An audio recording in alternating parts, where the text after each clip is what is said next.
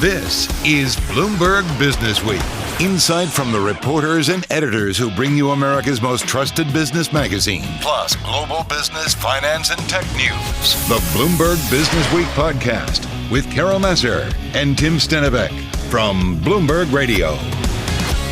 Hi, everyone. Merry Christmas and welcome to the Bloomberg Businessweek Weekend Podcast. Carol is off this week, so we'll have Bloomberg News equities reporter Bailey Lipschultz and cross-asset reporter Emily Grafeo filling in. As we celebrate the season of giving, this hour we'll learn about the windfall for Florida-based charities thanks to the state's recent wealth boom, and why dozens of smaller American colleges and universities find themselves in need as falling enrollments, along with expiring government aid, push their finances to the brink. All of that and more to come. We begin with a look at a special edition of Bloomberg Businessweek magazine. It's the longevity issue. It tells some of the stories of the billions of dollars that are being spent to live longer or age slower in the never-ending quest for the fountain of youth or to be forever young. Stories in there also delve into the science behind the concept and how researchers are making headway when it comes to longevity. And that's where the cover story comes in. It's by Kristen V. Brown, healthcare reporter for Bloomberg News. She writes about how the biggest breakthrough in longevity may start with menopause. The story starts with mice. With mice, yes. How do they play into this? Well, so mice, as many people may know, are a very common model animal in scientific research. And this scientist in particular was giving mice ovarian tumors to try and figure out whether a hormone called AMH that both men and women produce lots of, whether that hormone could treat the ovarian tumors. And when he did that, he gave them this AMH gene therapy. And when he did that, he realized something incredible was happening. Whether they actually treated the tumors or not, I don't know. But one thing they did do is make the ovaries of the mice shrink. He said they looked like the ovaries of newborn mice. And what that suggested to him was that it was almost like a reverse aging process, that this hormone reversed the aging of the mice's ovaries. And as anyone with ovaries knows, as your ovaries age, they age much faster than the rest of your body. And eventually that means you can't have a baby, eventually you go through menopause, which is horrible for many women. So this indicated that he might be onto something huge, something that could really solve a lot of problems that women face as the reproductive system ages. And are we seeing this AMH or other types of science being used in more advanced animals, like more similar animals, cats, dogs? Cats, yeah. You must have read the story. I was very excited to get a cat reference into this story as a crazy cat lady. So AMH could have a lot of potential uses because it does have this really powerful sway over the whole reproductive system. And so his first thought was actually, well, maybe I could make a better birth control with less side effects. And so he decided to test that in cats. And in cats, it's a permanent birth control. Instead of removing their reproductive organs, they worked with the Cincinnati Zoo and they gave cats this AMH gene therapy similar to what he gave the mice. And the cats were no longer able to get pregnant without having to lose their reproductive organs, which is not a pleasant experience. So how can scientists and researchers extrapolate what's happening in the ovaries and apply that across a broad spectrum for longevity? Right. So what's really interesting about the ovaries, beyond just the idea that you might be able to slow menopause or extend a woman's number of fertile years. Two things which would be absolutely incredible on their own. Incredible on their own. Medicine. Yeah. But so it's really hard to study aging in general because there's not a great, we can study it in mice, but how similar are mice really to humans, right? We can only learn so much about aging in humans by studying animals that age much faster, right? A mouse has a much faster life cycle. So it's better to study these things, but it's not similar enough to humans to really know how it would do in humans, how these therapies would do in humans. But the ovaries, they are a human organ. And they happen to be a human organ that ages at twice the rate of the rest of the body, but it also ages in a very short period of time. When a woman hits her 30s, her reproductive system starts, all of a sudden, her ovaries in particular, start aging very quickly. So you could test these therapies, these longevity therapies that people think might intervene in aging more broadly, right? Not just in one organ system like rapamycin. You could see if it has an impact on the ovaries And that's a much better indication in some ways of whether it might have an indication in humans for longevity than by studying mice. So it could be a really great sort of testing, proving ground for other therapies. What's the funding dynamic right now? I know it's been a long story about women's health not receiving the funding or the share of funding that you would expect. How does longevity and the potential for longevity play into that? Oh my gosh, this is one of those things that any woman who reads this figure are like, what? That if women were not forced to be included in clinical trials in the United States until like very, very recently. I think That's so crazy. Yeah, I think it was 1993? 1993. Yeah. 1993, thank you. I don't have it in front of me. Yeah, that's so recent. I was in kindergarten then, before they started including women in clinical trials. And that's because there hasn't been interest in women's health. But there's a lot of interest in longevity, in lots of people in Silicon Valley wanting to live forever. And so once you cast the problem of the ovaries as a problem not just of women's health, but of, health for everyone, all of the major diseases are diseases of aging, right? Heart disease, dementia, they're all diseases brought on by aging. So once you cast the problem of women's health as one that's related to that, there's been a lot more interest in funding startups and funding scientists who are doing this work. Based on your reporting and what you saw reporting out this piece, how promising is the research that's being done? Well, it's promising enough that I have convinced myself I'll never have to go through menopause. I'm 37. I don't know how realistic that is. But I do think that there's really, really promising work that is starting to enter human clinical trials. Not the mouse stuff. That's not quite there yet. That's a couple years away. But there's some researchers at Columbia who are doing something with a popular anti-aging drug called rapamycin that is entering trials now. They're enrolling people. And so I think that while we may not have a way to pause menopause, anytime soon, I do think that we will very soon out of this research have better indications of how to treat infertility, of how to treat the symptoms of menopause when people are going through it. So I think that this work is very promising in that regard, in that for the first time in a very long time, we're having interest in just looking at the basic biology of female reproduction and understanding how it works. And I think that's going to lead to many very big breakthroughs.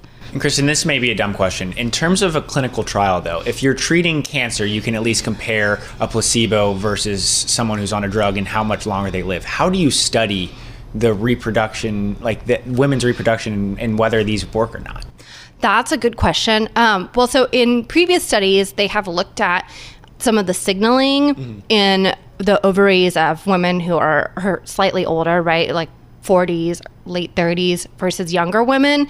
And you can see the rapid decline. So if you know what to expect at different ages and you looked at a large group of people, then I think you could see whether obviously there's variation from person to person, but I think that you could see whether it's looking more like what you would expect of a younger ovary, for example. And go ahead, Bailey. No, I guess coming back to the timeline, drug development's risky. It's expensive. Are there companies that are funding, or are a lot of these studies being done at universities? Yeah, both. There are some companies in the space. One of the big companies that I write about that came out of the guy doing the amazing mouse work, Oviva, they say that their first therapy, which will be for infertility, is a couple of years away from clinical trials, and their second therapy is, maybe a couple years behind that. So, I mean, which is not a long time in the time scale of clinical trials. So there are companies that are working on bringing this stuff to the clinic soon. Kristen, you made this comment that stuck with me, which is in Silicon Valley, a lot of people are interested in longevity. And that's certainly what we see. And we talked to Ashley Vance yesterday, who, had the chance to go and visit this lab and startup that has $180 million in funding from Sam Altman, a huge figure in Silicon Valley right now. Do you think we're to the point where the idea of longevity, the study of longevity, the search for the fountain of youth, has gone beyond these tech billionaires? Yes, and is now more widespread? Yeah, I definitely do, and I think that you have to separate the people who want to put their brain in some kind of freezer box and then in a computer later or something. Those guys, the sort of transhumanists, from the people who really want to understand the biological mechanisms at the root of aging, because we really don't understand so much of why aging occurs, right? Obviously, time, environment, it wears on the body. But once you begin to unpack at a molecular level what's happening, then you can certainly intervene in it in some way. How much effect we can have, who knows? But I think that we're starting to see interest in not just the sort of pie in the sky transhumanist Silicon Valley billionaire stuff, but the stuff that's doing the basic science that will one day lead to better drugs, better therapies. Well, it makes me have the question about the way that drug companies approach this, which is treating things that lead to death, things that you mentioned in your article, cancer, heart disease, trying to solve for those things rather than solving for preventing those things. It's like two different approaches here. Yeah, it's two different approaches, and I think a lot of that comes down to it's hard to know, like we talked about why the ovary is such a good model for this, right? How do you know if your aging therapy is working? You have to follow people for a really long time, which doesn't mean they won't happen eventually, right? But in drug development, a lot of what happens is we figure out something works, but we don't know why it works. With aging research, we're trying to figure out why do things stop working, and then how do we intervene in that? So it is fundamentally two different approaches, and I think that they're both valid, right? But to intervene in aging, I think we're really going to have to understand the fundamental basic biology here, which is stuff that takes a lot of time and a lot of money. Well, one of the numbers that stood out to me was in the story, you have that the market for longevity drugs could reach more than $44 billion within the next decade. I look at everyone wants to talk about GLP-1s, and that's a $100 billion market value. So I'm surprised that there's not more funding and more of an advancement from private equity venture capital, given that, I mean, it's more than double, but that's not a small pool of money, right? Yeah, it's not a small pool of money, but I think that the time scale and how hard it is to know whether it's working does make it a riskier intervention versus weight loss. You either lose the weight or you don't. So it's a lot easier. Everyone's on it. Yeah, everyone's on it. So we're told. So I hear. Okay, we only have a couple minutes left, but I wanted to make sure to get to other stories that you've written recently because you've been very busy. It's not just the cover story of Bloomberg Businessweek. You also have a story out about sick shaming, pushing Americans to take too much cold medicine. We were talking about this during the break, and it's like, what's going on here? Because when we were in, quote unquote lockdowns, when we were all working from home, we were never sick. Now everyone's coming back to the office. Kids are back in school and daycare. I'm sick all the time. And we're just like mainlining Sudafed? Is that what's going on? Yeah. Okay. So this story actually came out of a personal experience of my own. I've started just carrying around cough drops, and I take them all the time, even if the reason I have a cough is because I swallowed something weird, or, it's wintertime. It's very dry in the Bloomberg offices right now. So it makes my throat always dry. So I just pop cough drops, even when I'm not sick. You're good to know that I can go to you for cough drops. Yeah. I have a huge stash in my desk. So come on by. And I started to wonder, are other people doing this? Is it good for you? It can't be good for you to take this many cough drops. I mean, the calories alone, right? Gotta add up. That's why you need the GLP-1s. Anyways, so we looked into it. I looked into it with a great reporter, Kaylee Lapara, and we found that absolutely you can take too much cough and cold medicine. It is not a good idea, and that this is a thing that is happening. People feel pressure to go to work, to go to Thanksgiving dinner, to go to happy hours, even though they're not feeling great, but they don't want to have people looking at them, giving them that look like, why are you here, even though you're sick? So people are just doing what I'm doing and taking tons of cough medicine. Just looking at some of the numbers, I mean, U.S. sales of upper respiratory over-the-counter medications up 23% to almost $12 billion in the 52 weeks through early December. Great for them, bad for us. Sad for us. Yeah, totally. I mean, I feel like I'm coming down to something just talking about this. You probably got it from me. Yeah. Just kidding. Well, I'll get some cough drops from you, okay? Hey, check out all of Kristen's stories available on the Bloomberg Terminal and at Bloomberg.com. And pick up the new issue of Bloomberg Businessweek. It's the longevity issue on newsstands. It's already online at Bloomberg.com/Businessweek and on the Bloomberg Terminal. Kristen V. Brown is healthcare reporter for Bloomberg News, joining us this afternoon in the Bloomberg Interactive Brokers studio. This is Business Week. You're listening to the Bloomberg Business Week podcast. Catch us live weekday afternoons from 3 to 6 Eastern. Listen on Bloomberg.com, the iHeartRadio app, and the Bloomberg Business App. Or watch us live on YouTube. The title of managing director at Wall Street firms is typically the most senior rank in finance, apart from those who are executives. It's a position that comes with enhanced compensation and presumably power. And women at that level are often touted by banks as examples of how gender is no bar to advancement. But Ardith Lindsay, who joined Citibank back in 2007, is now suing the bank, accusing it of tolerating years of sexual harassment and assault against her, says seniority didn't protect her, nor did the elevation of another woman, Jane Fraser, to be Citigroup's chief executive officer.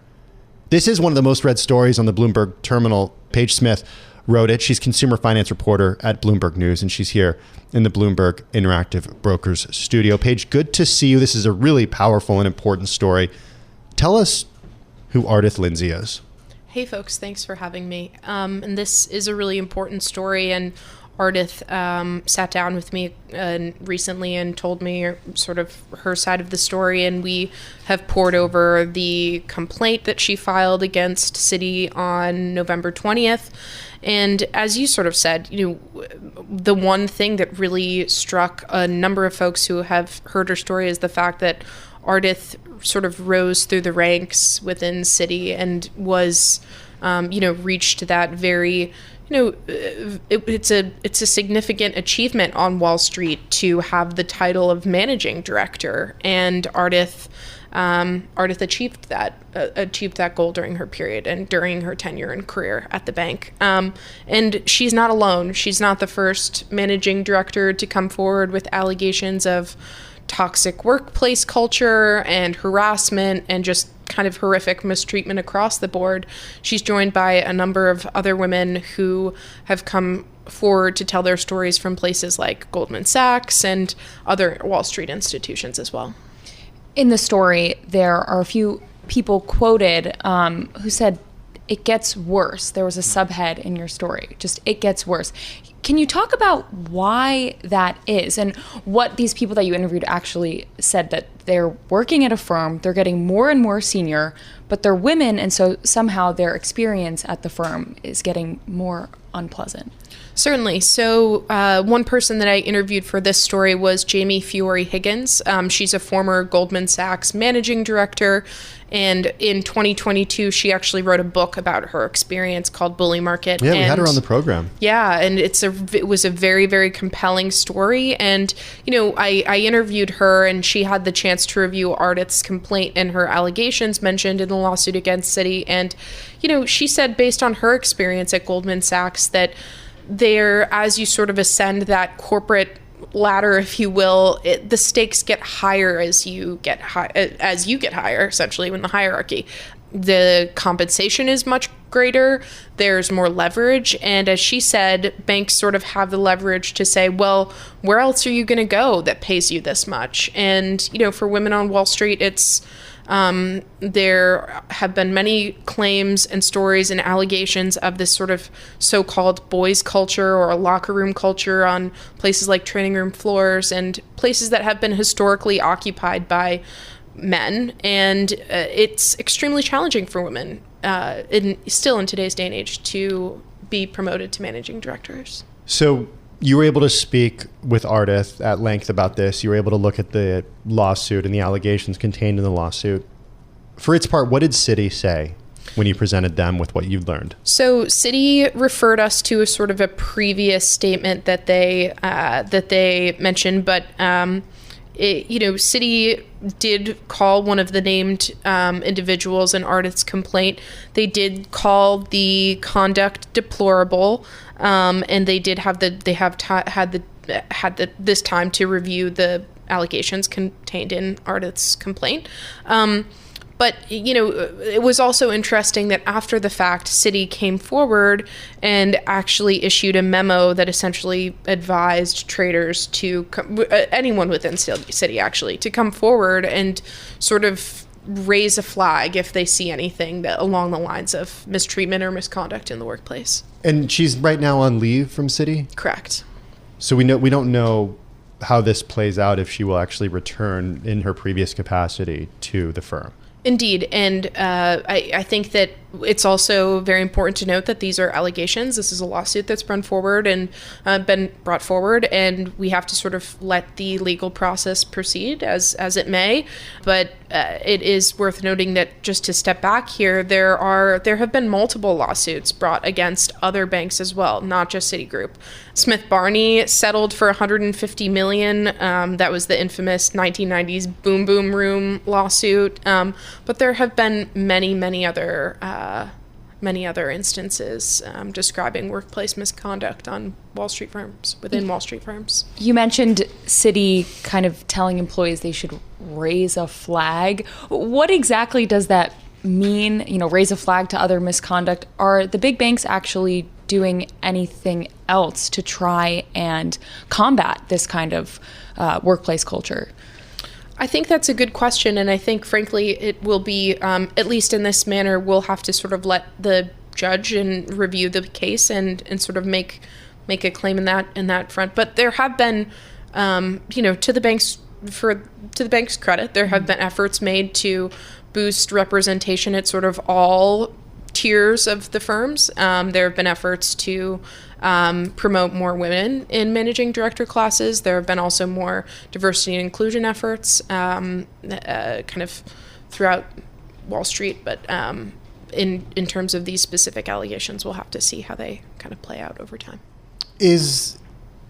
How should we read into the fact that this is happening at Citi, and it's the only big bank that is led by a woman right now? It's a point that you made in this story, but I want you to talk a little bit about that.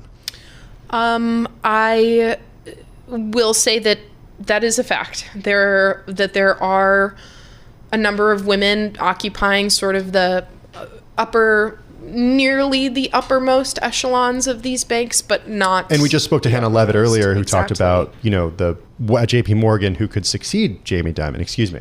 Yes, and two women are on the list there. Mm-hmm. And that is, that is a fact that Jane Fraser is the only CEO among the biggest of the biggest banks in the world. And like I said, there are managing directors who are women, but in terms of the C-suite, Jane is the only one. Hey, a lot of people are reading this story. Can you talk just a little bit about any of the reaction that you've gotten since it's been published? Well, I'll say actually the reaction that Ardith has received, which she shared with me when I sat down with her for her interview, she said that she's received dozens of messages from not just women, but men within the firm as well, who have come forward to just kind of express their support for her claims, but also just to say that, she is sort of sharing things that they have observed perhaps in the past as well, based on her allegations. And I will say, too, Jamie Fiore-Higgins had the same reaction after her story was published. Well, everybody check out this story. It's among the most read on the Bloomberg terminal. Paige Smith is here with us. She is consumer finance reporter at Bloomberg News. You're listening to the Bloomberg Businessweek podcast. Catch us live weekday afternoons from 3 to 6 Eastern on Bloomberg Radio, the Bloomberg Business App, and YouTube. You can also listen live on Amazon Alexa from our flagship New York station. Just say, Alexa, play Bloomberg 1130. Well, like I said, it's today's big take. It is one of the most read stories on the Bloomberg terminal. It's about the crisis unfolding in higher education. It's the pressure that small nonprofit colleges and universities are facing as they bear the brunt of a massive shift in demographics. We're talking falling enrollment, persistent operating losses, and that's led about 10 four-year institutions to close or announce plans to close their doors this year. Fitch Ratings actually predicts 20 to 25 schools will close each year going forward. That's roughly double the annual average of closures at private nonprofit four-year institutions over the last decade. Well, the team here at Bloomberg News did an exhaustive analysis of 100,000 data points from about 1,000 U.S. schools. These schools had fewer than 5,000 students, and they had some pretty surprising findings. About 170 small nonprofit colleges and universities are facing increasing pressure. Nick Carollo is part of that team here at Bloomberg News. He's municipal finance and schools reporter. He joins us here in the Bloomberg Interactive Broker studios. Nick, a jarring story. I couldn't put it down, partly because I had to search for the name of my small private nonprofit alma mater, which fortunately, to my relief, was not on there. But take us through what you and the team did in this huge data analysis. Sure. So like you mentioned, I'm a reporter on the municipal finance team, and we cover the debt that these schools sell in the bond market. And for a long time, we had been hearing investors growing increasingly concerned about this industry. So we wanted to write a story in a very data-driven way to understand, how have schools in this world changed over the last 10, 15 years.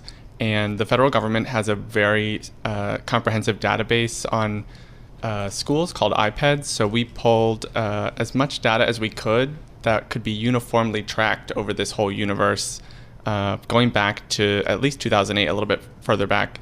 And we found just that, like you mentioned, because of these demographic changes, there's fewer students enrolling in college, there's fewer students graduating from high school, and that's projected to worsen over the coming years too. Schools are starting to see a lot more stress.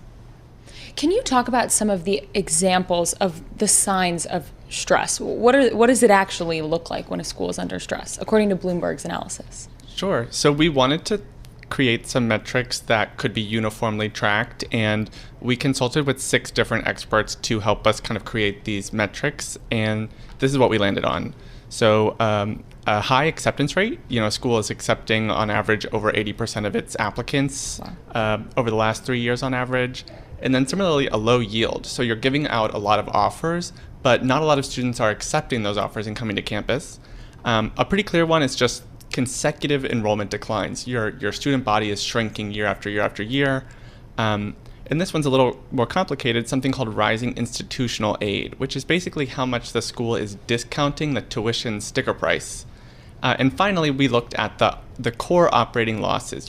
Is the school making money or losing money from its core operations when you strip out any of the money it makes on its endowment or investments? Nick, what's so interesting about this story is it kind of runs counter to the narrative that I think a lot of people have about higher education in this country, which is that it's becoming increasingly competitive, it's becoming increasingly expensive, and it's harder and harder for, people's kids to actually get into school.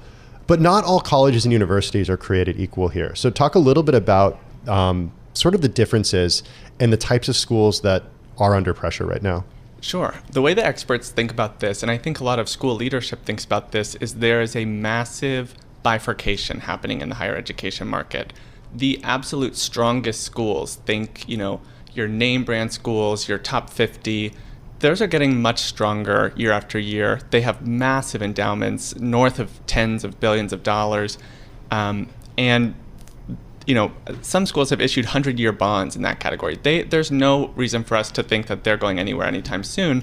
But on the flip side, they have these smaller, they tend to be maybe more regional schools that are seeing the pressure that we're talking about. And I think we've seen a number of closures already, and Fitch, like you mentioned, is predicting more closures in this space. And part of that is just because the demographics are changing. There's more seats than there are students. What happens when a college closes? Where do the students go? What happens to all the jobs?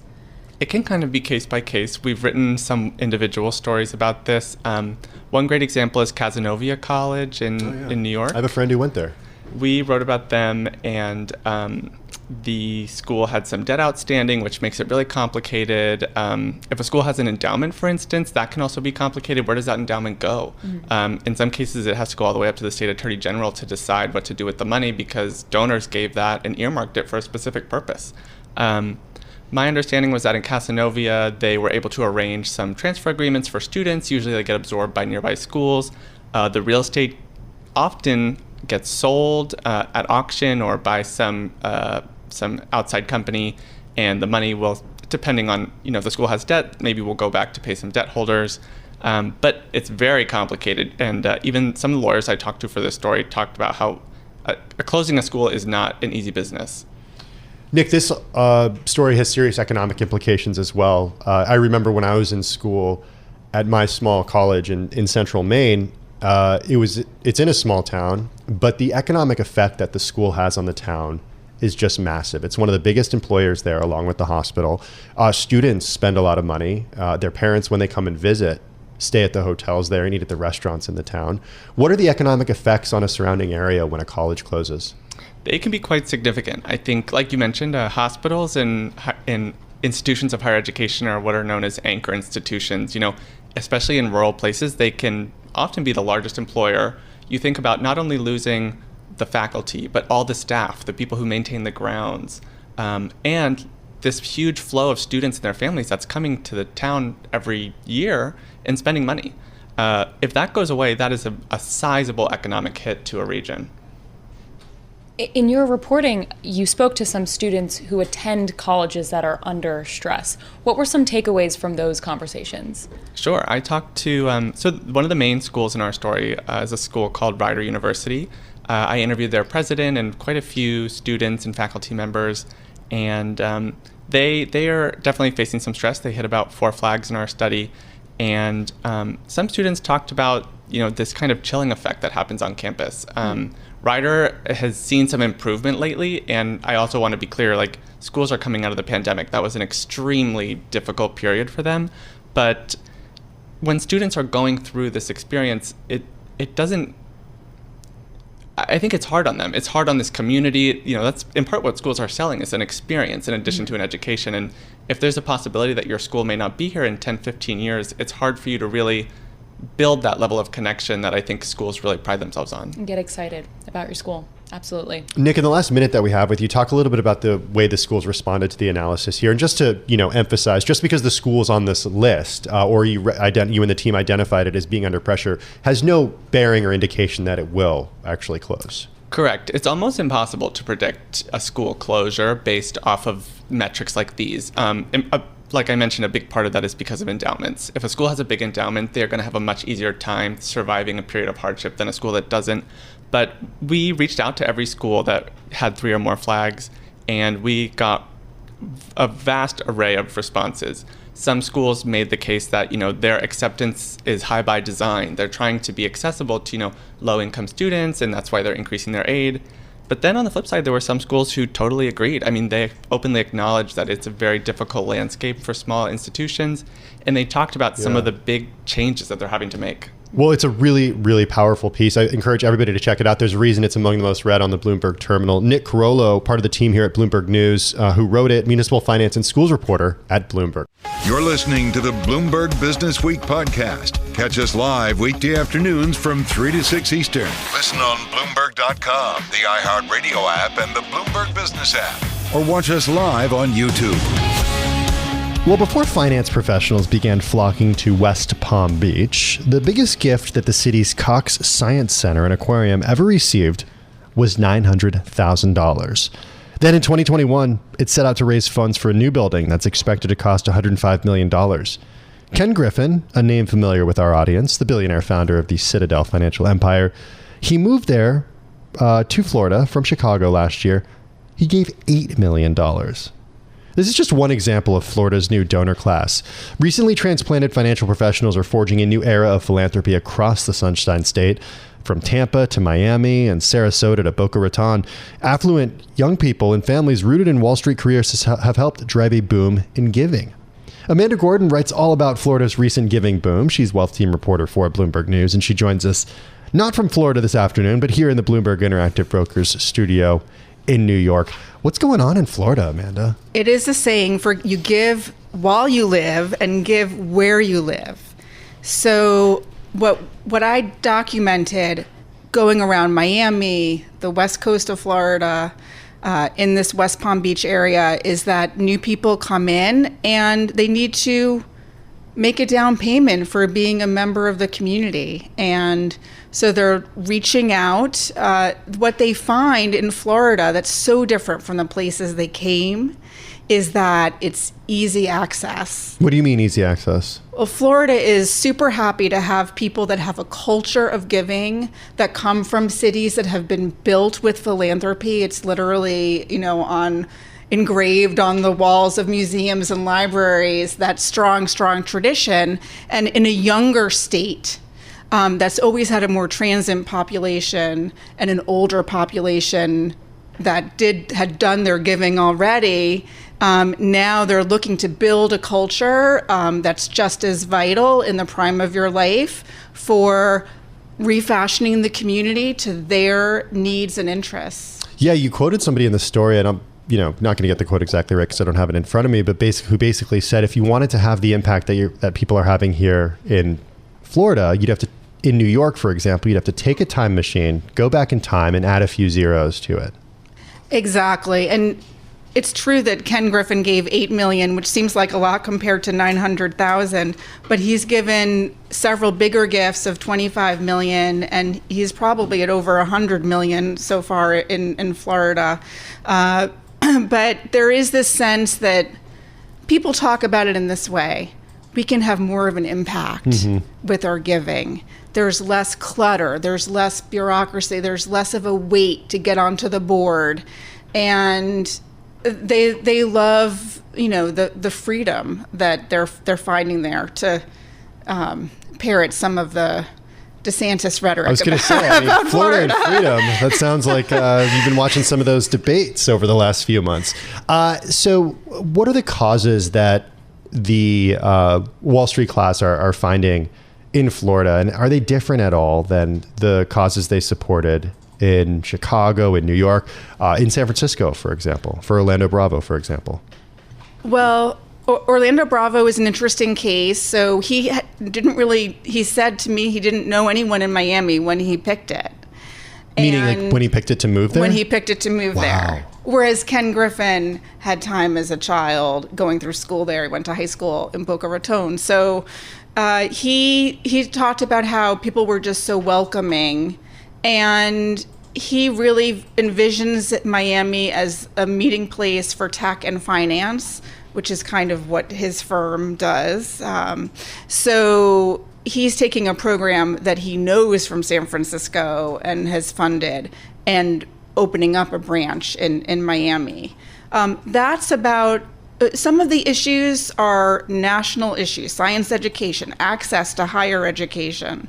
And there have been programs that have been sort of become ingrained in the culture in these older cities, and that kind of program is expanding, often with an eye on developing talent, local talent that can be hired by a Wall Street firm who's moved south. So there's a college in West Palm Beach downtown that's raising money to build a trading floor experience as part of their business school, and literally, Point 72 and Elliott Management are across the street, and you could walk across the street onto their terminal. So one thing is culture. We take it for granted that we have it, and we have these august buildings that house it. And some of the younger people I talk to want more of it and are investing in that too. Well, that's what I was going to ask is, and it's kind of a weird way to talk about it, but there is a prestige that comes with having your name on the New York Public Library, or having your name adorn some institution that's been around forever that, houses the New York Philharmonic, or, an orchestra here in the city. Is there that same prestige? Are they finding that same prestige in Florida? That's a good question. There are names on buildings. Adrian Arsht gave a gift for the Performing Arts Center in Miami. Philip Frost gave a big gift and named the Science Center there. George Perez for the museum. I think that, we've all become a little skeptical about what that name gives you. Like, is it a way just to get yourself out there? Is there more personal gain? Or is it about setting an example and then having other people aspire to be that person who gets engraved on the wall? So I think that it's much more dynamic, and there aren't there really aren't like the sort of clear like Rockefellers in every town. It's more, people talk about it being more open. When I say that, it's not just that the people moving in feel that way. It's that the people who are at the nonprofits are really interested in welcoming new people. And yeah, it seems like there's this idea of accessibility that doesn't necessarily exist in other cities. Well, they also say that because they're younger, Right. they can experiment in a new way. So we'll be seeing some different models. It's a really cool story. Check it out. It's Amanda Gordon. She's Bloomberg Wealth Team reporter here. And this is on the Bloomberg Terminal, of course, and also at Bloomberg.com. This is Business Week. You're listening to the Bloomberg Business Week podcast. Catch us live weekday afternoons from 3 to 6 Eastern on Bloomberg Radio, the Bloomberg Business App, and YouTube. You can also listen live on Amazon Alexa from our flagship New York station. Just say, Alexa, play Bloomberg 1130. Plenty ahead in our second hour of the weekend edition of Bloomberg Business Week, including the CEO of publicly traded SecureWorks on artificial intelligence, along with the set of new data breach reporting rules for public companies. And speaking of AI, we'll hear from the head of a startup called Neatleaf, who's using cutting-edge tech to help revolutionize cultivation of cannabis, and so much more. Plus, why toy prices are falling dramatically at the most wonderful time of the year. First up this hour, Emily Griffeo and I dive back into the special double issue of Bloomberg Businessweek magazine. For thousands of years, finding the so-called fountain of youth has really only been the stuff of legend and fairy tales. And Silicon Valley, more than anywhere else, has for decades been, hoping not only to slow aging, but also to find an actual cure for death. This goal has made the region and its technophiles the butt of many jokes and the target of criticism. I mean, just think back to the Blood Boys who provided their blood to Gavin Belson in the HBO show Silicon Valley a few years ago. But there's some serious money going into anti-aging startups in the Valley. Among them, Retro Biosciences, a startup with $180 million from none other than OpenAI's Sam Altman. The company has a simple and audacious goal: add 10 good years to your life. And until now, we haven't actually had a glimpse inside of Retro Biosciences. But thanks to Ashley Vance, features writer for Bloomberg Businessweek, now we do. Joel Weber is the editor of Bloomberg Businessweek. He joins us here in the Bloomberg Interactive Brokers studio. Joel, this story is part of the longevity issue. I'm obsessed with longevity, not just because I would like to live longer. Yeah, you're not alone, though. Yeah, I'm not alone. But Ashley has just had his finger on the pulse of Silicon Valley for everything, forever.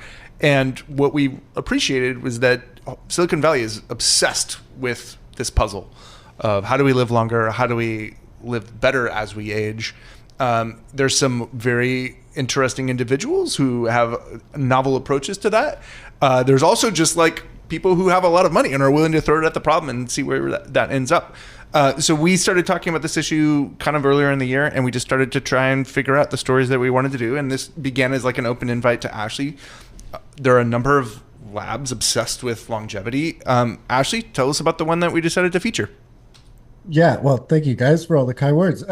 This is Retro Bio, like you guys said. It's funded by Sam Altman. Perhaps you know that name. Yes. He's ruined a lot of weekends for Ashley recently. But Retro is one. What we point out in the story that I think is particularly interesting in the field of longevity is the science kind of comes and goes that people get excited about, but there's a thing called cellular reprogramming, which is the current, as far as like real longevity science goes.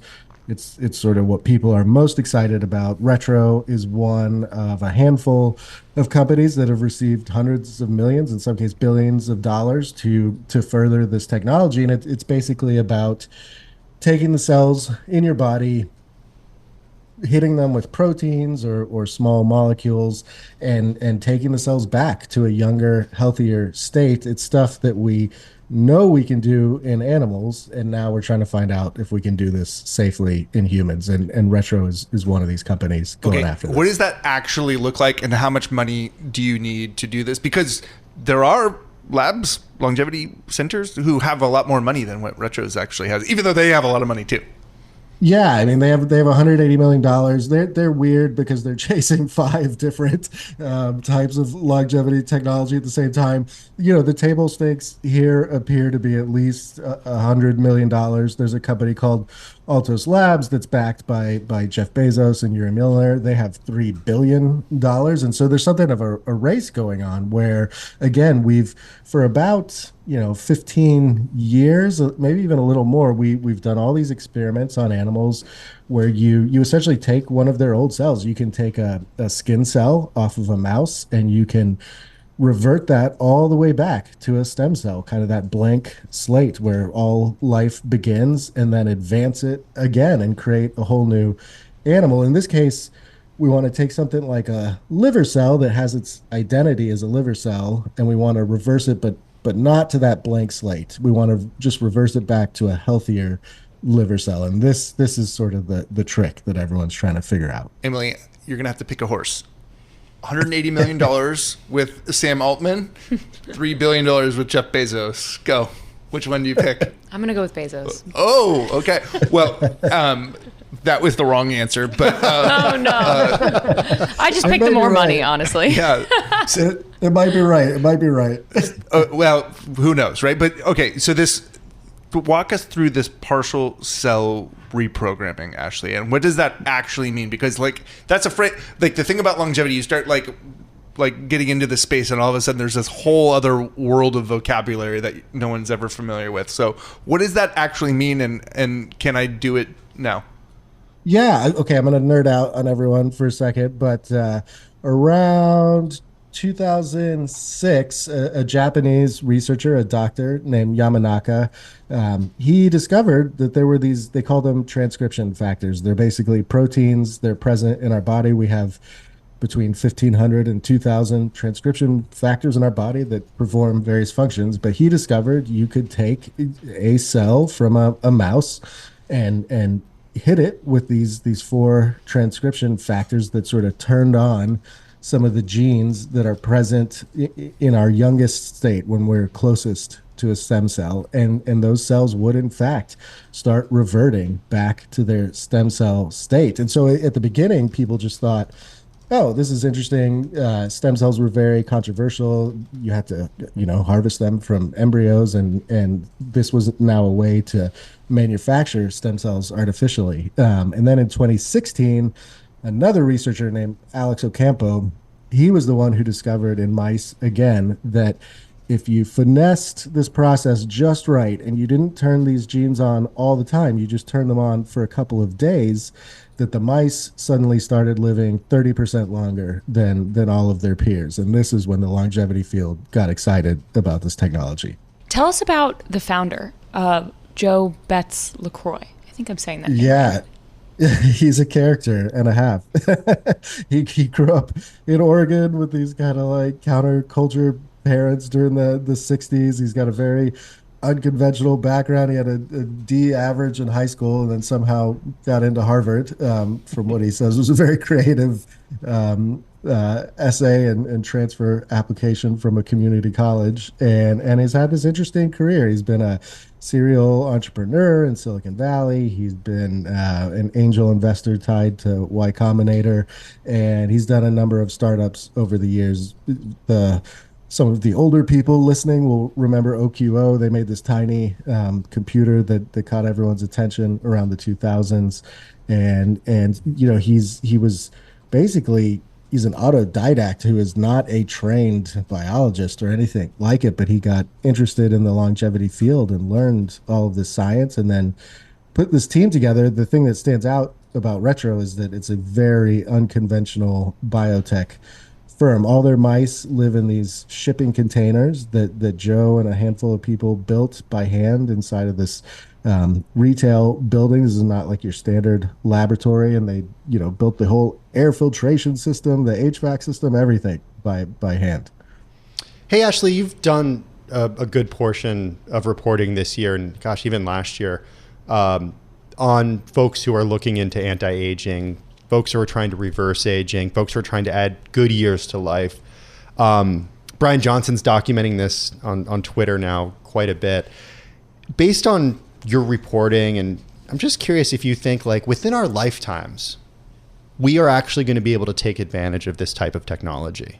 I mean, you look at what Brian's doing. He's basically testing every single substance that's ever been in a paper that's shown some sort of benefit for longevity. And there's interesting things there. There's people doing stuff like autophagy, which is basically calorie restriction, which a lot of people have heard of, where your body seems to repair itself. All those things, are real and seem to contribute in different ways. But it's this cell reprogramming stuff that really seems to have the most promise, and that really did get me excited. If you talk to the researchers in this field, they will tell you what I said, that we've seen this work in animals. That what happens is sometimes when this process gets overactivated, it causes your body to grow tumors all over the body. And so this is why we have not tried this in humans. That's not good.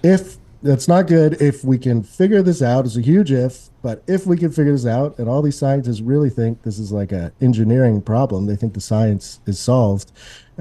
Yes, I think, this is the most encouraged I've been by anything in a long time. And you have incredibly smart people and tons of money being thrown at this, and it's our best bet. Okay, so what does 10 years look like then? Like, what do I have to do to get 10 more years? Well, minus the tumors, please. I would like 26. I would like 26 to 36. Those are the years that I would like. Okay. Can we pick them like that, Ashley? Yeah, No, those are the years I want back. When you talk to these researchers, the way this is probably, if it works, the way this is probably going to play out first is that somebody would come in with liver disease, and you would repair the liver, or you would have heart problems and you would repair the heart, and it would be this kind of like organ by organ basis where you're fixing pretty severe problems. The promise is this more like generalized use of this technology where you really would repair the entire body and all the cells within it. I mean, that is far off, but like I've asked these people, I'm like, so you're telling me I'm going to get an injection and then my face is going to like revert back to my 25-year-old face, and they will tell you quite point blank that yes, that is kind of the goal, that over a period of months, that is what would happen to you. I mean, I care less about, like, I guess, reversing the aging process from a physical perspective, like looks, and more like feeling. Like, I don't want to be sore anymore. I want to be able to just go on a ski trip and not train for it. Yeah. You know what I mean? Like things you could do when you were like a lot younger, and that was totally fine. I can't wait to hear how this plays out for you. Here's the problem. I have to train for Here's a ski the problem. trip. I'm not a billionaire. Okay, that's the problem. I have no blood boys. Put the shot right here. I have 0 blood boys. Put the shot right here. Yeah. Okay, Ashley, what about the competition? Right, we mentioned $3 billion in Bezos. What's the approach? What are the different approaches that kind of round out this field? If Retro's got this way, how are other people going to go about solving it? Yeah, so Retro's kind of doing all these experiments on these mice. They have tens of thousands of mice. Altos Labs, the company backed by Bezos and Milner, what they've essentially done is hired the whole world's top academics in this field away from their university positions and given them money and their own laboratories and been like, let's see how fast you can run. And if you don't have to, teach and write papers and all that. And so that's another approach. There's a company called New Limit, which is funded by the Coinbase founder, Brian Armstrong. They are essentially I talked about those transcription factors, those 4 proteins that have unlocked this process so far. They're doing a massive study of all 2,000 transcription factors, essentially a huge computing project where they take these samples and they analyze them, and then they're trying to find the best combination of these factors that will affect the body. And so everybody's coming at this from like a slightly different angle, and it's just not clear which approach will be first. I'm actually kind of shocked. There's really not that many startups beyond those 3. I mean, you can argue pretty easily that this could be the best business of all time. I'm sort of surprised there's not 20, 30, 40, 50 startups in this space. Well, there's still time. And there's also still time to check out this story on the Bloomberg Terminal. It's going to be available in the upcoming new issue of Bloomberg Businessweek on newsstands later this week, already online at bloomberg.com/businessweek, and of course on the Bloomberg Terminal. A big thank you to Ashley Vance. He is features writer for Bloomberg Businessweek. And also a big thank you to Joel Weber, the editor of Bloomberg Businessweek. You're listening to the Bloomberg Business Week podcast. Catch us live weekday afternoons from 3 to 6 Eastern. Listen on Bloomberg.com, the iHeartRadio app, and the Bloomberg Business App. Or watch us live on YouTube. Well, some public companies are still trying to figure out exactly how to comply with new rules from the U.S. Securities and Exchange Commission requiring speedy disclosure of significant cyber attacks. Those rules, which kicked in Monday, require companies to report cyber incidents within 4 business days of determining that they are, quote, material to shareholders. The SEC previously required firms to disclose major events that would be of shareholder interest, but didn't specify cyber events. Well, our next guest knows a thing or two about cybersecurity. Wendy Thomas is president and CEO of SecureWorks, the cybersecurity company. She's back with us. It's a little different environment than when we last spoke to you just a few months ago, specifically when it comes to this new SEC requiring ruling that requires speedy disclosure of significant cyber attacks. It seems like there's a lot of confusion with what exactly companies now have to disclose to their shareholders when it comes to cyber attacks. What can you tell us about it? Sure. Glad to share the emerging insights into the new regulations. I think about it in sort of the front end and the back end. On the back end, as you mentioned, public companies now have to report cyber incidents that are determined by the company themselves to be material, which is a discussion in and of itself, within 4 business days. And so that's the primary back end requirement. But on the front end, the disclosures around everything from policies governing cybersecurity risks, the company's risk management processes, processes whereby management is informed about cyber incidents, and the board's oversight of that. All of those are now required to be disclosed in annual 10K filings by public companies. And so the scrutiny of whether we are preparing sufficiently for cyber incidents, as well as disclosure about them on the back end, is significantly ramped up. I want to talk about this just because this one's in the news, but you could just replace VF Corp with, any given company at any given time. VF Corp suffered this cyber attack at pretty much the worst possible time in the most important quarter of the company. And it has hurt orders for Vans, North Face, and other brands that the company has. I'm wondering how this stuff continues to happen when we understand that the threats are out there and so many companies are spending so much money on keeping their network safe. They are spending significant amounts of money, but as you can see, the cyber criminal only has to be right once. And we have to be right in and out every day. And that's why it's so important for companies to have a security expert partner to help them prepare for and navigate situations like this to minimize the damage. There's nothing worse for a company than their high season to be impacted by this type of a cyber attack.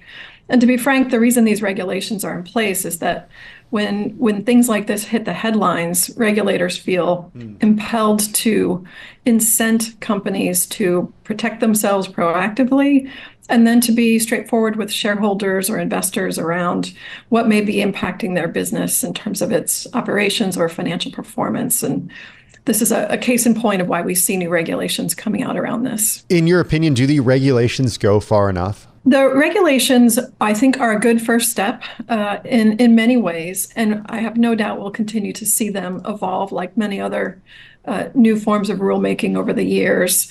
But what I will tell you is these regulations are not intended to punish. They are really intended to create the right incentives. Look, 2023, I think it's on track to be the most prolific year for ransomware ever, and to have one of the highest economic costs of security breaches to date. Right, this cybercrime is an ongoing, continual transfer of wealth to criminal enterprises. And so I think that the SEC feels compelled to provide guidance around how to better prepare for these types of situations going forward. And frankly, have raised the bar for CEOs, CISOs, and boards of directors around preparing for these types of incidents. What, in your opinion, is the right amount of money for a company to actually spend on keeping their company secure from cyber attacks? Not a single figure, but a certain, like a portion of revenues, for example, or a portion of expenses. That does vary a bit, and I'm glad to provide some ranges there. It does vary a bit depending on whether the organization is in a highly attacked and frankly highly regulated industry. Meaning like a healthcare And or so- financial services, for example? Exactly. They have a much higher standard. Now, what we see is damages to companies that are more in the manufacturing and the retail space. So it does matter from a business uptime and financial performance perspective. But generally, we expect to see companies spending somewhere in the 4 to 5% range. It can sort of merge into other technology spend a little bit because you can have secure by design technology deployments. But somewhere between that and 12 to 15% of your total technology spend is what we see typically in place, again, for businesses that aren't necessarily in a highly regulated industry. Do you see that portion moving up? I do see that portion moving up, but I also see it moving in terms of mix. So while you want to invest in preventing as much as you possibly can, what these regulations are showing is that you have to invest in you weren't able to prevent everything.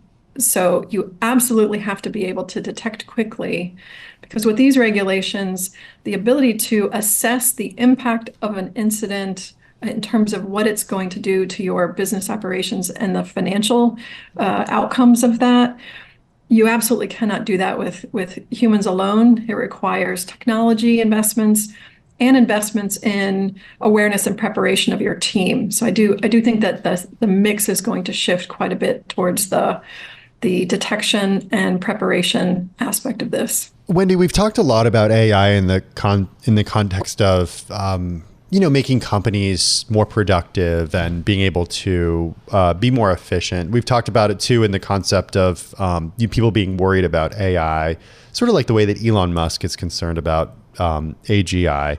I'm wondering how you've seen or how you could see threat actors use AI to pose as humans, to actually gain access to networks. What's worst case scenario here that you guys are thinking about over at SecureWorks?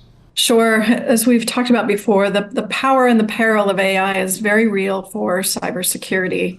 And so while the power of it to be able to detect certain behavioral techniques of the adversary are incredibly important for how we operate at SecureWorks, we also see the adversary taking advantage of these tools and techniques as well.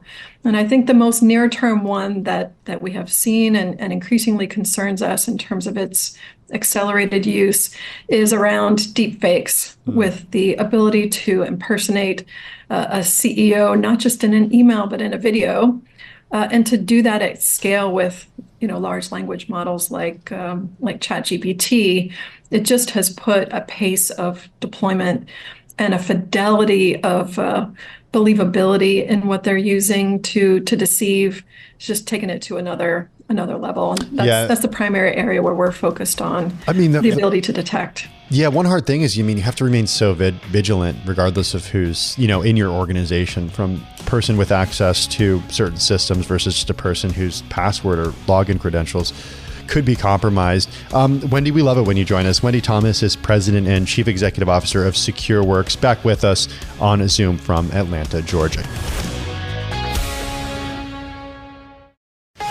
You're listening to the Bloomberg Businessweek podcast. Catch us live weekday afternoons from 3 to 6 Eastern on Bloomberg Radio, the Bloomberg Business App, and YouTube. You can also listen live on Amazon Alexa from our flagship New York station. Just say, Alexa, play Bloomberg 1130. Well, here on Bloomberg Businessweek, we talk a lot about feeding the world and what that takes, and how so many different people from all over are trying to tackle the problem of food insecurity, from plant-based meats and proteins to increasing the sustainability and efficiency of crops. One person trying to do that is Elmar Meyer, the co-founder and CEO of Neatleaf. It's a company that says it's using robotics and AI to transform farming.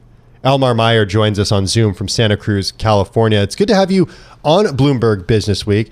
Elmar, explain what exactly Neatleaf is, because when I hear platform, I think of software. I think of something that can be that's like virtual, that's moved from place to place. How do you apply that to farming? what we basically do is we basically are an extensive data collection tool for cultivators. One thing which we have realized is that cultivation is far from optimal. There's like 10, 15, even 20% crop loss every cycle, depending on the crop. But it really is something which is not optimized. And it's basically lack of data collection. So at Neatleaf, we came up with a system, it's called the Neatleaf Spider, which is a cable-based system like a football stadium camera, which operates in between the canopy and any ceiling infrastructure in greenhouses and other indoor facilities, and collects a lot of data. It collects camera images, it collects temperature, humidity, CO2, plant height, leaf temperature, which is key for cultivators, and provides a comprehensive picture of what's going on while feeding an AI which picks up on plant stress and identifies issues as the system is moving around transparently for the cultivator. I'm curious specifically for cannabis cultivation, how exactly does the platform help cannabis farming? Right. So it's a crop agnostic system. So we are currently starting with cannabis, but we're also talking to leafy greens, ornamentals, nurseries, and any other crop which is cultivated indoors in CEA controlled environment agriculture facilities.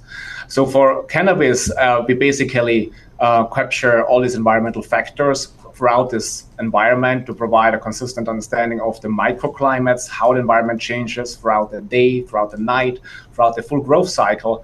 But then we also pick up on plant stress. We detect yellowing, necrosis, leaf folding, and quantify that. So the cultivator gets the plant stress in numbers. It knows I have 5% more yellowing today. I have 10% less folding, and it knows whether the changes they make, like nutrients changes, like irrigation changes, spray applications, had a positive or negative impact.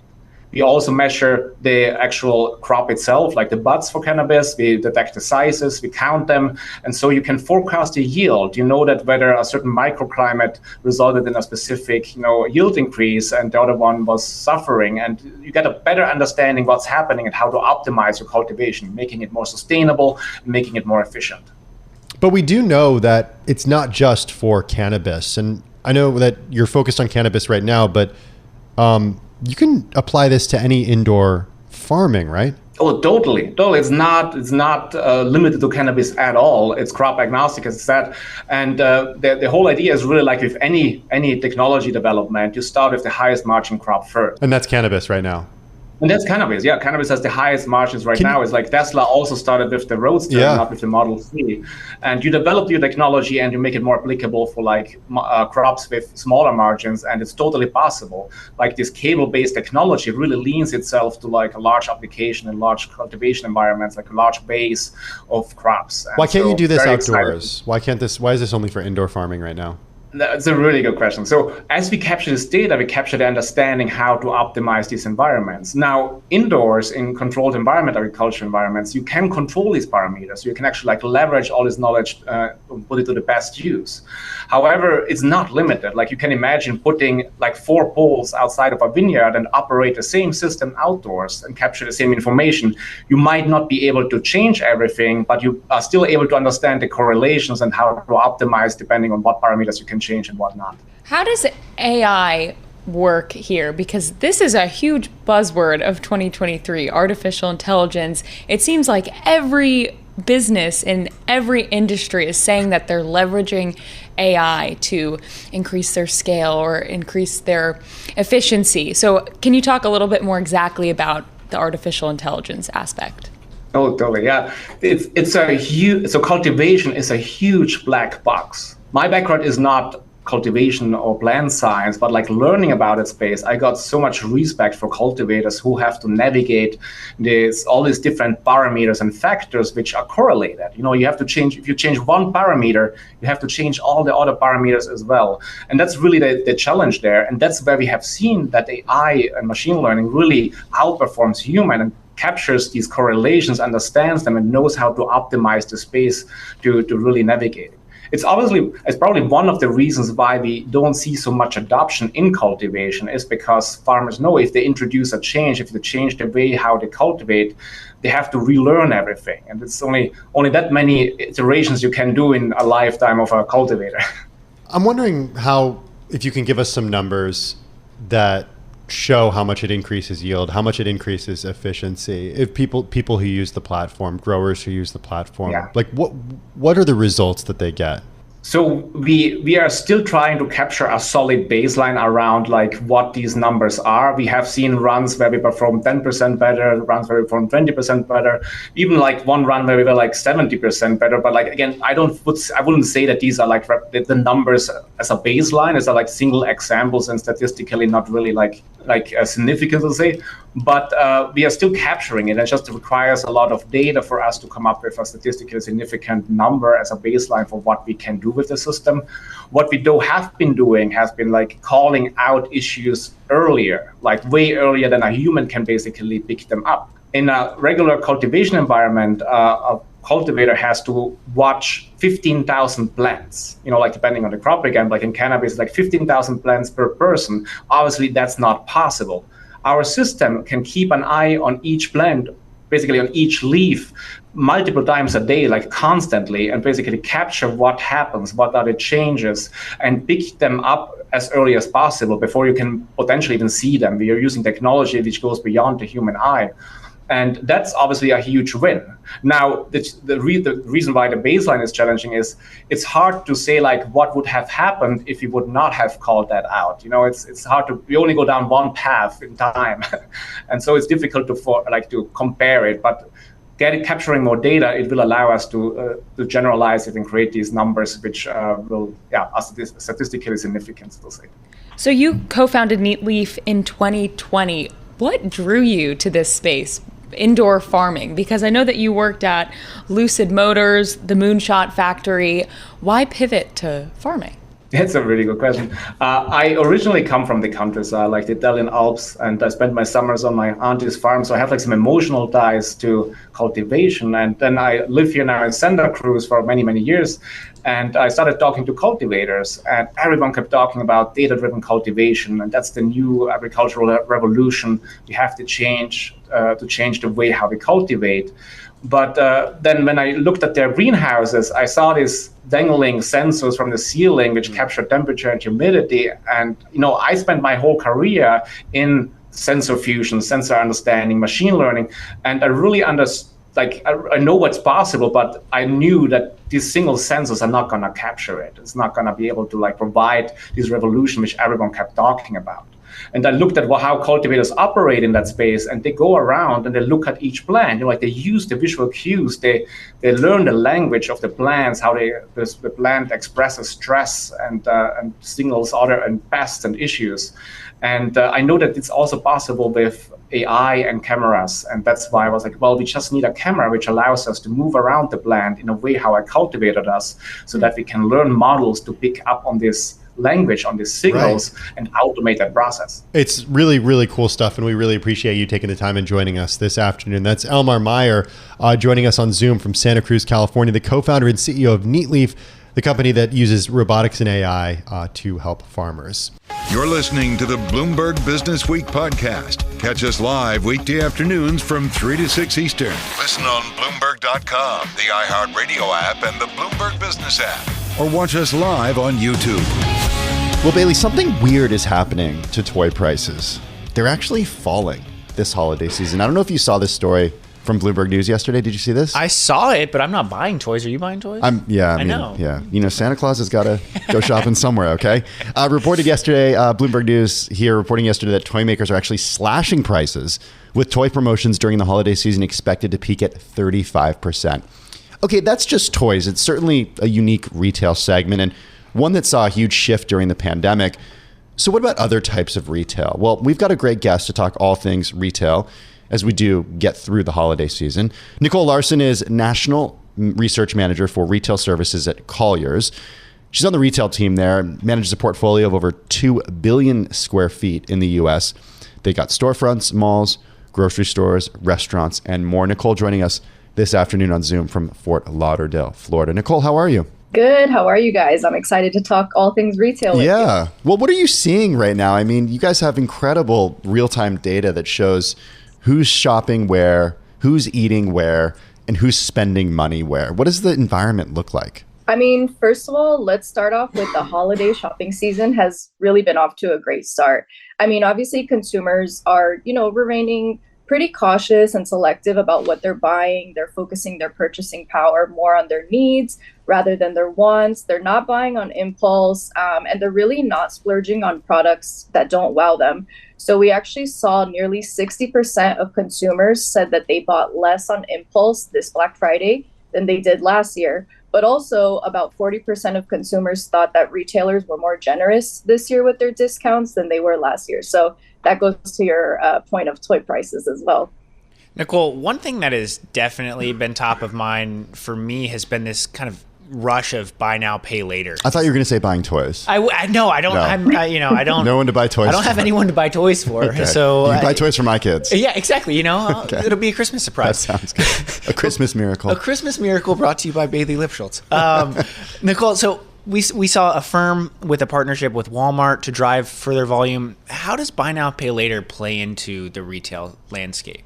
So we actually took a survey. We found 1 in 5 consumers plan to heavily leverage the buy now, pay later program payment plans during the holiday season. I think really too, spreading out the holiday spend. So you know how we actually, or Amazon had the deal days, Target, Best Buy, Walmart. I think really stretching out their spending period has also really helped consumers get them to open their wallets. I mean, we're already starting to see it now with other holidays. If you go into Target, you can already start to see Valentine's Day items. So I think that's going to be a trend, not only just with Christmas and Black Friday spend, but you're going to see it with other holidays too, in order to get those consumers to spend, start selling the products a little bit earlier than usual. Does that, I mean, Bailey, I don't know about you, but that Walmart Affirm news yesterday that sent shares of Affirm up double digits, that really got me thinking, wait a second, Nicole, is it the best thing if consumers are at Walmart paying for Walmart purchases over time? Like, what story does that tell about the American consumer? I mean, one trend we're looking at for 2024 is that our consumers are going to be a lot more considerate in their purchasing habits. I definitely don't think retail spend is going to increase by very much next year. If anything, it's going to remain either the same it was this year or maybe a few basis points higher. But really, there's going to be a big stabilization, as I mentioned, because consumers are just being a little bit more picky. I mean, we have so much information out there. If we do want to buy a TV or some sort of appliance, we're not just going to one retailer to look and click and automatically buy. We're looking at all platforms. We're going in store, we're going in line, really to do our due diligence on where is the best price available. Well, Nicole, again, with your portfolio of storefronts and malls, how much of this foot traffic is actually delivering sales? Because you mentioned that if I walk into a store and see that there's a TV that I want, I immediately Google it and see what kind of price I can get elsewhere that'll probably have free shipping. Yeah, so surprisingly, I think the pandemic definitely, surged online sales. That went up very quickly, a lot faster than we probably expected for that to come up over the next few years. But despite all of this e-commerce growth, brick and mortar stores really remains the preferred shopping center, or the preferred shopping experience, I should say, by consumers. We work with a lot of retailers, and a lot of them have already really perfected their online and omni-channel strategy. So now they're actually looking to really perfect and right-size their physical storefront, maybe get that store size right, maybe experiment with new formats. So that's really going to be one big thing you're going to see in the new year's. A lot of retailers putting their focus back into the physical space. That's so interesting to hear, because it feels like, to me, apart from groceries, and even groceries, like physical stores are like a last resort for me. Therefore, when I want to try on a pair of shoes or try on something, but I don't know, Nicole, I don't want to be bothered to leave my house. Well, we even buy, I feel like we buy stuff. My fiance buys stuff to try it on, and if she doesn't like it, we just send it back. Which is just cost these companies. Terrible. Yeah, and it's also bad for the environment. Bad for the environment. But I mean, Nicole, how does that gel with what you're seeing at Collier's? Yeah, I mean, the foot traffic definitely shows that foot traffic is up, and it's really for these desired centers. I mean, you're starting to see a lot higher foot traffic in strip centers where they're closer to the suburbs. Like you mentioned, you don't want to drive far to have to return something or to purchase something. So sometimes, if it is more convenient for you to just hop in your car and head on to the nearest strip center close by your house, that might be the easier alternative to offer a return as opposed to sending it in mail. So that will also drive foot traffic as well. I do also think, though, that it has to do with the experiences that these retail spaces are increasingly offering, right? It's not it's the stuff that you can't do online. And, it's like the Legolands or, what Mattel's trying to do with like Peppa Pig World and these experiences and stuff. Just in the last 30 seconds that we have with you, Nicole, is that something we're going to see more of? Yeah, definitely. I mean, landlords should definitely try to monetize their space as much as they can. There's so much they can do with these events. Any sort of experiences like you're mentioning. We're also seeing retailers do that, even if they have a store in a location already, adding some sort of pop-up at the other side of the mall. So maybe if your consumer doesn't go to your side of the mall, maybe the ones who do go to the other side of the mall can figure out that you're there as well. So lots of different options for landlords to get the space activated. Nicole Larson, National Research Manager for Retail Services at Colliers, joining us on Zoom from Fort Lauderdale, Florida. Bailey, are you done with all holiday shopping? I'm done. Well, I was going to say, you're thinking about Legoland and Peppa Pig. I just got a new smoker for Christmas last night, so different stages of our lives. All right, so 4th of July, we're coming over. Yeah. I'll be over there in January, too. Oh, wow, that sounds good. Hey, you're listening to Bloomberg Business Week. This is Bloomberg. This is the Bloomberg Business Week podcast, available on Apple, Spotify, and anywhere else you get your podcasts. Listen live weekday afternoons from 3 to 6 Eastern on Bloomberg.com, the iHeartRadio app, TuneIn, and the Bloomberg Business App. You can also watch us live every weekday on YouTube and always on the Bloomberg Terminal.